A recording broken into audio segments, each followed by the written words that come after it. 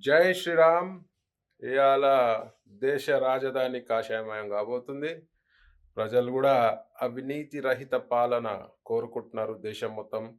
So, ఇయాల party పరిస్థితి ఏంది? అవినీతిమయంలో కూరుకున్న పార్టీ ఏదైనా ఉందంటే పార్టీ. మరి అలా తెలంగాణ నుంచి గూడా నిన్న రాష్ట్ర నాయకులందరూ గూడా ఢిల్లీ బయలుదేరినారు. మరి ఆళ్ళు ఏం ఎక్స్‌పెక్ట్ జేసి పోయినారో నాకు తెలవదు గానీ, ఇయాల రాహుల్ గాంధీని సెల్ఫ్‌గా వాళ్ళని వాళ్ళు ఓదార్చుకునే పరిస్థితి తెలంగాణ కాంగ్రెస్ నాయకులది, దేశ కాంగ్రెస్ నాయకులది. మున్ముందు గూడా తెలంగాణల కాషాయ జెండా ఎగరబోయబోతున్నాం. మరి ఎక్కడ గూడా అవినీతి లేని పాలన ధ్యేయంగా మరి బీజేపీ ముందుకు సాగుతుంది. మోదీ గారి కల దేశం మొత్తం అవినీతి రహితమైన దేశంగా ఉండాలని మోదీ గారి కల. దానికి అనుకూలంగా ప్రతి ఒక్క కార్యకర్త అహర్నిశలు శ్రమిస్తున్నారు.